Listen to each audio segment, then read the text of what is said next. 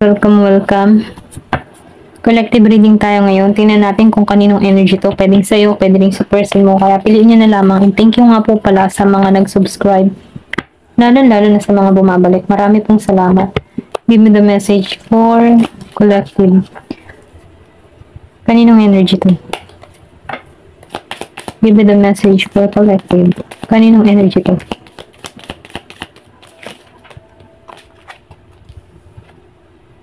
The Lovers Reverse. So, meron dito nagkalayo. Okay? Meron dito lumayo, nagkalayo, umalis. Kumbaga, yung naudlot, yung pagmamahalan, hindi nag-transform. Ito na yung nakikita ko. Pero may nag-stalk. Okay? So, meron ditong naputol na pagmamahalan, hindi nagpatuloy, may inabando na or pwede rin sabihin, may pandilin lang. Hindi nag-transform. Pero ganun pa man, meron ditong message na parating sa iba, okay? Meron ditong person na Gemini, Aquarius, and Libra. So, Judgment Reverse. So, nakita ko dito, meron itong gustong mangyari dito na kung saan, mag-revert yung connection, mag-renew, okay? Gusto nitong maging masaya. Nag-iisip-isip to, Nag-i-stalk to. Nag-i-stalk to sa'yo, okay? Tinitingnan nito bawat upload mo, kung anong nangyayari o nagaganap sa'yo. Nagmamasid-masid, okay? Sa malayo. Pwedeng nasa LDR situation kayo. Or pwede rin sabihin nasa ibang bansa ang iba dito. Meron kang kadiling na ganun. Kaya lang dito, wala kang pinararamdam na atensyon, okay? Kaya itong tao nito, hanggang stalk-stalk, tingin-tingin na lang sa social media mo. Walang pagkilos na ginagawa dito.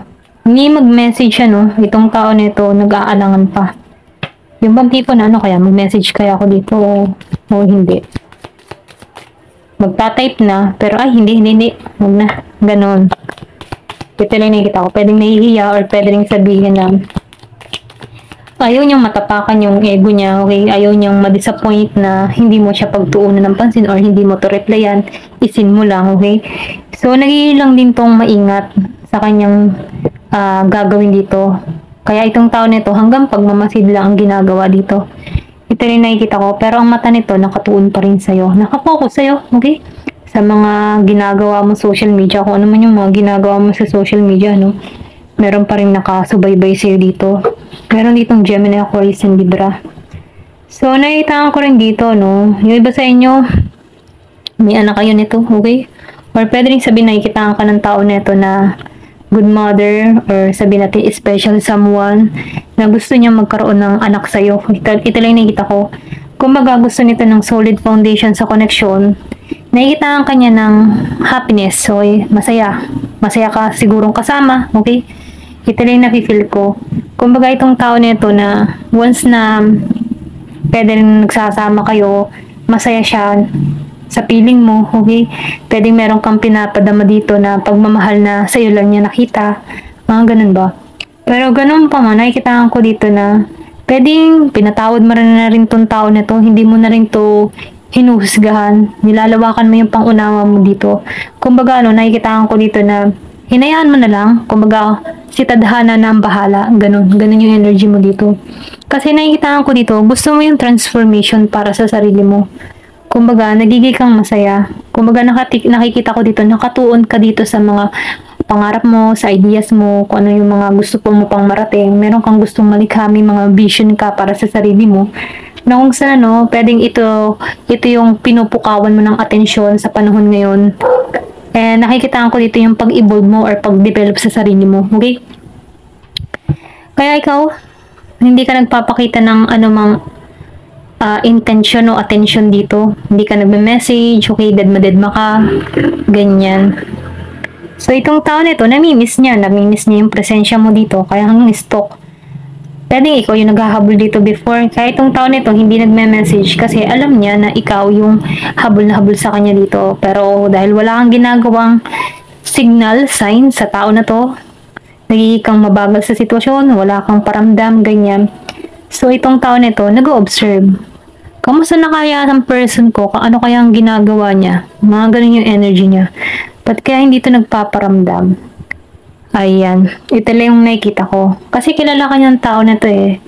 Na pwedeng ikaw yung makulit dito. Pero dahil meron kang pagbabago, pwedeng nagkaroon ka ng realization. Kaya iba na yung takbo ng mindset mo. Okay? So, yung iba sa inyo, nakatuon kasi yung pangarap dito. Yung iba gustong magkaroon ng bahay or pwede rin sabihin, ito yung gusto mo mangyari, binivision mo, kaya doble ka trabaho dito. Yung iba, no, doble trabaho ang ginagawa dito. Kasi nakikita ko dito, hindi ka nawawalan ng pag-asa. Ikaw yung tipo ng tao na masipag. Once na meron kang gustong mangyari or maganap sa buhay mo, tinatrabaho mo talaga na abot ng iyong makakaya. Ganun ka. Meron kang mga gustong i-create or pwede sabihin yung iba sa inyo mahilig magpinta or meron kang ginagawa sa social media through art, okay? Ito lang yung nakikita ko. Yung iba, no, hindi halos lahat. Give me more information. Ano pa yung mensahe? So, nakita ko yung 555, angel number 555, new beginning para sa'yo. Confirmation. Give me the message. Ano pa yung mensahe? Three of Cups. So, nakita ko rin dito, no, itong tao mo. Nakita ko masaya or pwede rin sabihin na kahit ba yung tipo na hindi kayo maging lovers muli dito kasi pwedeng nanlamig ka na dito or nilalayuan mo na to. Gusto nitong maging kaibigan ka, okay? Friends. Ayaw nitong mawala yung connection nyo. Excuse me. Pwede rin sabihin sa'yo, itong tao nito nagkaroon ng kapanatagan sa'yo. Kaya lang dahil mayroong mga pangyayari or pwede rin sinubok yung inyong relasyon dito, kaya kayo ay nagkalayo, okay? Pero ganun pa man, yung pagkakalayo nyo dito ay meron tong benepisyo sa'yo at ganun din sa kanya, no? So, ikaw yung nakakalam dito kung ano yung pagbabagong naganap sa'yo, okay? So, meron ditong the star reverse. So, yung person mo ngayon, no, hindi siya nagiging masaya sa sitwasyon niya. Hindi siya tagumpay kasi malayo ka eh. Bumubuo ka ng pangarap, sarili mong pangarap para sa sarili mo. Na kung saan before, bumubuo ka ng pangarap para sa inyong dalawa pero dahil may pagbabago or may nangyayaring ganap sa'yo, bumubuo ka na lang ng pangarap para sa sarili mo. Kahit itong taon nito, hindi siya nagiging mapalad sa sitwasyon. So gusto pa rin itong maging magkaibigan kayo or pwede rin sabihin nagkaroon ng lamat para sa inyo. Okay? Ito lang yung nakikita ko. Kasi may pagkakalayo-layo, kaya nagkaroon ng lamat dito. Kaya itong tao na ito, no, hindi siya matagumpay sa kanyang nararamdaman. Kahit okay yung kanyang kabuhayan dito, hindi siya nagiging matagumpay dahil sa lungkot ng kanyang nararamdaman, lalo-lalo na sa kanyang puso. Meron ditong Virgo, Capricorn, Taurus, and Gemini, Aquarius, and Libra. Scorpio, Cancer, and Pisces. Okay? Ito na yung nakikita ko. Meron ding Aries, Leo, Sagittarius. Ayan. Meron ditong Knight of Cups. So, nakita ko dito, no, pinoprotektahan mo yung puso mo. Yung bang tipo na grounded ka, okay? Masyado mong pinapahalagahan yung iyong nararamdaman. Nagiging kang charismatic or pwedeng sabihin na nagiging kang maganda, maayos, okay? Or guwapo, okay? Kumbaga, no, pinagtutuunan mong sarili mo. May pagbabagong nagaganap sa'yo, lalo-lalo sa physical mo. Meron kang ginagawang activity, pwedeng nag-exercise ka, or healthy livings, mga ganun ba? Na kung saan, no, may benepisyo sa aurahin mo, no? Ito lang yung nakikita ko. So, nakikita ko rin dito, nagiging kang maingat kung sino yung pagkakatiwalaan mo. Kumbaga, no, iniingatan mo na yung puso mo dito. Ito lang yung nafe-feel ko. Hindi ka basta-basta nagpapapasok sa buhay mo, okay? Kumbaga, no, sobra kang maingat. Ito lang yung nakikita ko. May pagka-misteryosa ka or misteryoso. Hindi ka basta-basta nagtitiwala sa kahit sino, okay? Kasi, grounded ka, okay? Pinoprotektahan mo yung energy mo. Ito lang yung nafe-feel ko sa'yo. Ayan. Give me the message. Ano pa yung mensahe? So, meron dito na Nine of Pentacles. So, nakikita ko dito, no? Nagiging matagumpay ka. Kung ano man yung larangan na ginagawa mo, kapapa social media man, sa trabaho mo, or online business mo, so ano man, kung ano man yung pinagkakaabalahan mo, no, nagkakaroon to ng magandang bunga. Yung iba sa inyo makaka-receive ng magandang balita. Merong balita na biglaan, unexpected to, okay? And then nakikita ko rin dito, no, yung ba tipo na lahat ng pinaghirapan mo ay makakamit mo, okay? Kumbaga, no, yung fruit of labor. Ito na yung nakikita ko. Nag-harvest. Ayan, yung mga pinaghirapan mo, kung ano man yung mga tinanim mo, bumunga, umaani ka, okay? Ito na yung nakikita ko. Ayan. Pero ganun pa man minsan kasi, once na lumalago ka, asahan mo meron ding kontrabida, okay? Or meron ditong tukso na lumalapit or sumisira ng iyong kapayapaan dito. Pero ganun pa man, be aware na lang sa pagkakatiwalaan mo. Ito lang yung nakikita ko at mensahe para dito, okay? Kasi nakikita ko dito, kalmado kang tao. Nagkaroon ka ng transformation, okay? Masaya ka kung anong meron ka, abundance ka para sa sarili mo. And then nakikita ko dito, nagiging maayos ang lagay mo. Kalmado lang, easy-easy lang, okay? Ganun ka, happily single pero masaya. Ito na yung nafe-feel ko sa'yo. Kumbaga, masyado mo inaayos yung sarili mo. Tulad nito, okay? Diba? Kung makikita naman yung card, ang ganda-ganda. Ayan.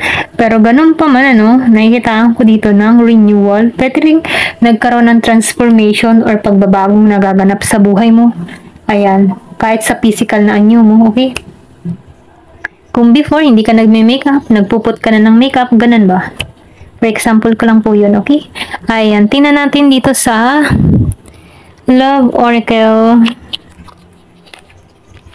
Dito sa Love Oracle. Ano ba yung iba pang mensahe dito? Kasi nakikita ko dito, more na nagpapaganda ka, nag-aayos ka, okay, dinidevelop mo yung sarili mo, lumalago ka. Excuse me. At, kumbaga, maayos ka, ang priority mo lang ay yung iyong kapirahan, okay, sa paglago mo, ganyan.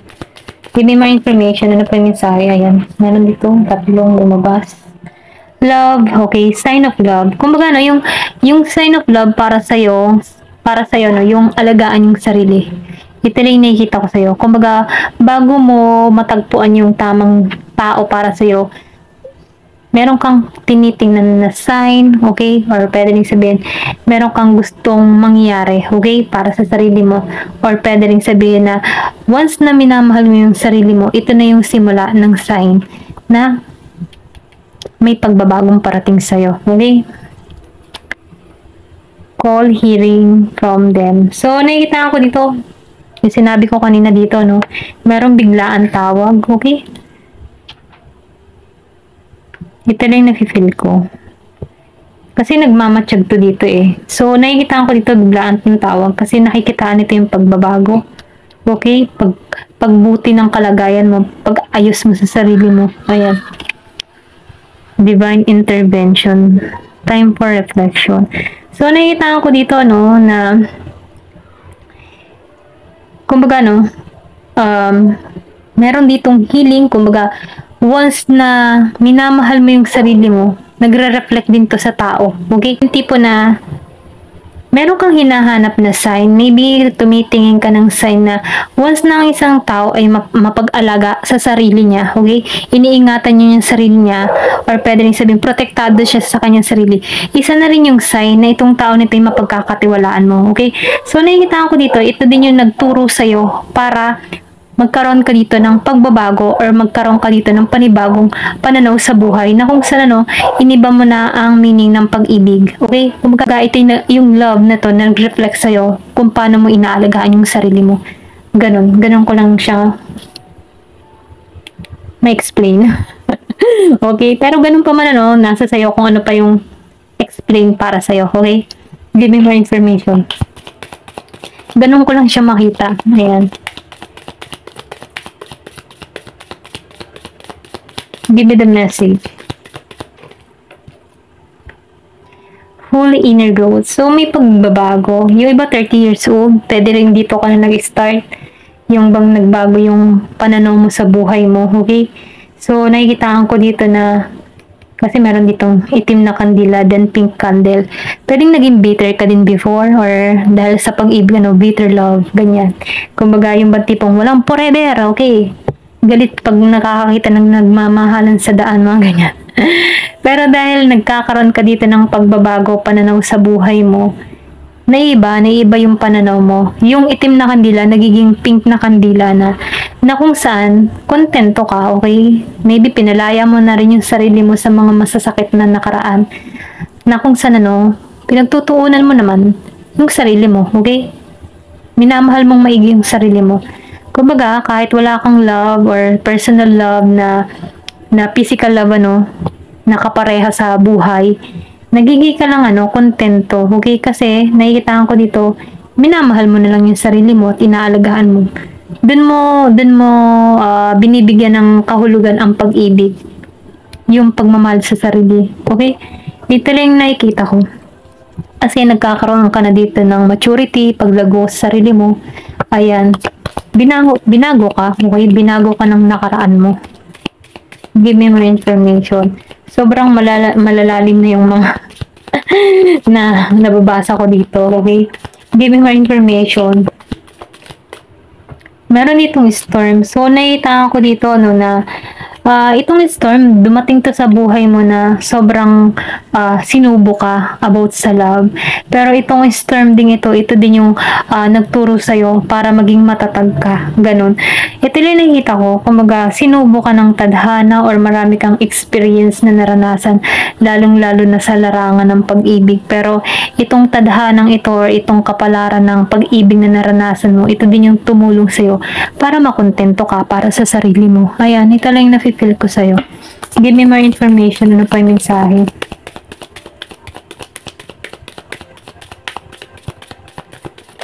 Ayan, ano yun? Fated meeting, o, diba? Once na minamahal mo na yung sarili mo, kasi napapahalagan mo, hindi mo na hinahayaan yung sarili mo na ikaw yung humahabol, nagkakaroon ka na ng malaking respeto sa sarili mo, kasi ito yung nagtulak sa'yo sa pagbabago para mas maging malalim ang meaning ng pag-ibig para sa'yo, okay? So ngayon, ito yung parating to sa'yo, yung totoo, kapalaran ng magmamahal talaga ng totoo sa'yo.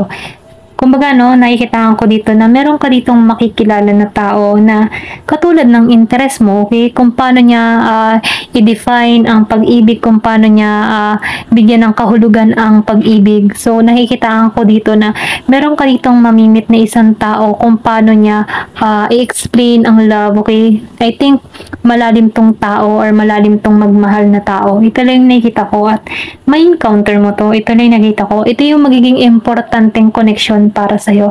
Kasi nafe-feel ko dito, meron kang naging, may nakonek ka dito na mababaw eh. Kumbaga, hindi ganun yung ini-expect mo sa love na kung saan maybe na-disappoint ka. Pero meron kang hinahanap na pag-ibig na masasabi talagang masaya, pure, at parang kakaiba. Ganyan, okay? So, ito yung nakikita ko.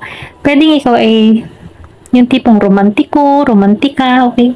Iba yung gusto mo ay yung talagang may malalim na connection, hindi panandali ang connection or hindi pang ano lang, pang iba kasi yung love and loss, okay?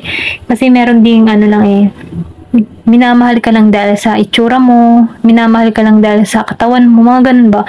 So, meron kang hinahanap dito na merong mas malalim na definition kung paano niya ipahayag ang pag-ibig, okay? Yung meaning ng love, ganun. Ito lang yung nakikita ko. Ayan, masyado nang mahaba ang aking mga sinasabi. Ayan, thank you for watching and love and peace.